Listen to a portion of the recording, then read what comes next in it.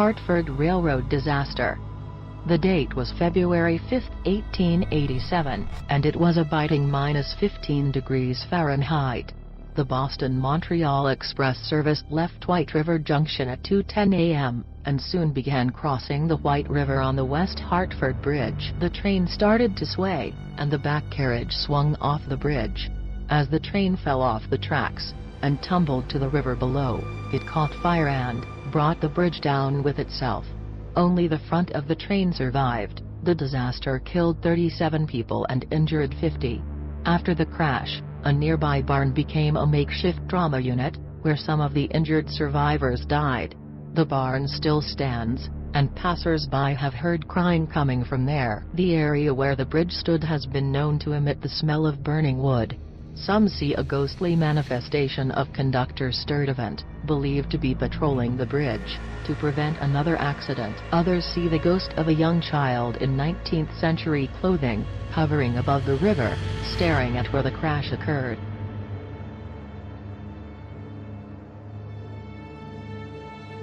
Brattleboro Retreat Tower.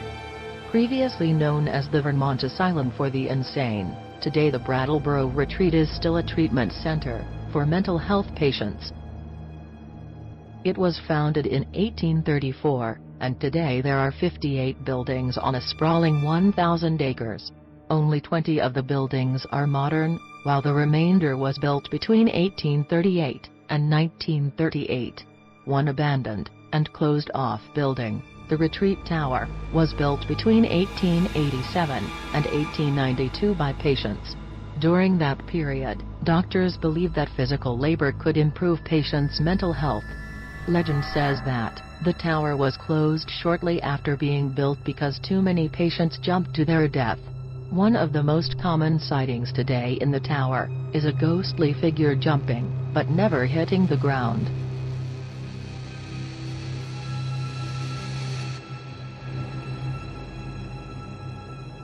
Lake Bimousin.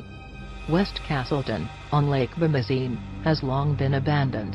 After the Civil War, the town was full of quarries and mills.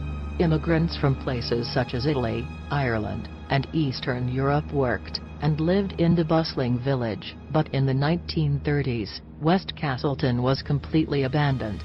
Today it is a ghost town, and not just because no living people reside there. A popular tavern used to sit on the far side of Lake Bimousin, and workers would row across the waters to reach it. Stories say that a group of 3 friends set out one night to pass the time at their favorite pub. They never made it back to West Castleton, and in the morning their empty boat was discovered floating in the lake. Fast forward to modern day, and it is said that a ghostly rowboat can be seen moving across the lake, but the shadowy oars make no ripples in the tranquil water.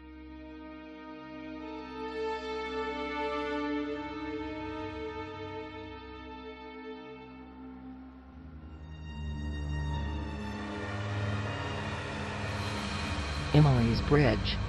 Stowe is best known for its mountain resort. It is also home to the Trapp family lodge, where one of the children from the famous Sound of Music Von Trapp family settled after escaping Europe. The town's spookiest claim to fame is the covered Gold Brook Bridge, but everyone knows it as Emily's Bridge. A broken-hearted woman is said to haunt the bridge. The exact circumstances surrounding her death are unclear. All the legends involve her being jilted by a lover she was going to marry. One ends with driving a fast-moving carriage off the rocky bank and dying in the brook below. The other story says Emily hanged herself by the rafters of the bridge. Little historical evidence supports either story, but an oral history of bizarre occurrences on the bridge has circulated for decades. Some of the paranormal activity visitors have experienced include scratch marks on cars, feelings of being scratched or grabbed, sounds resembling footsteps, ropes, and screams have been reported. Apparently, the more hostile manifestations have been aimed at males who cross the bridge. Full-body apparitions have also been reported, with most of the activity occurring in the hours immediately after midnight. Whether or not the story of Emily is the real cause of the bizarre activity at the Gold Brook Bridge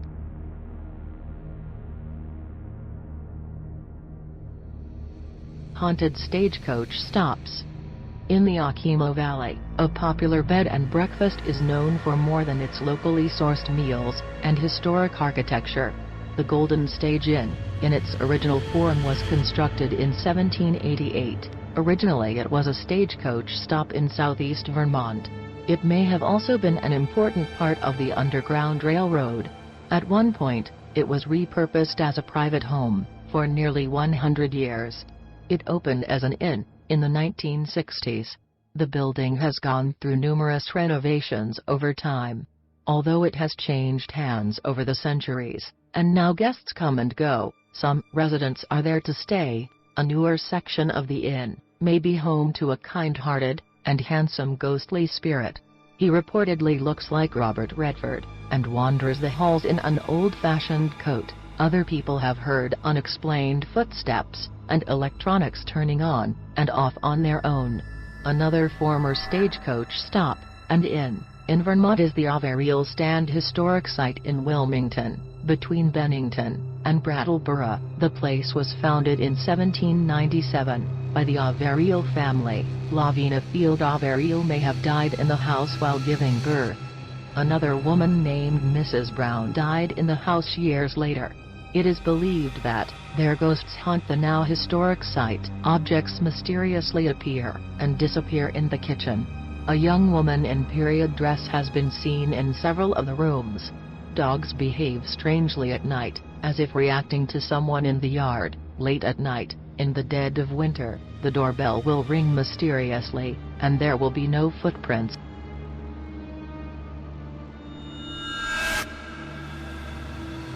The University of Vermont.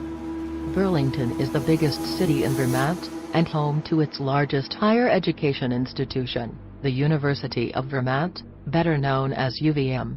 It was established in 1791, only the fifth university to be founded in New England. Thousands of students enter and graduate every year. It seems some of them never leave.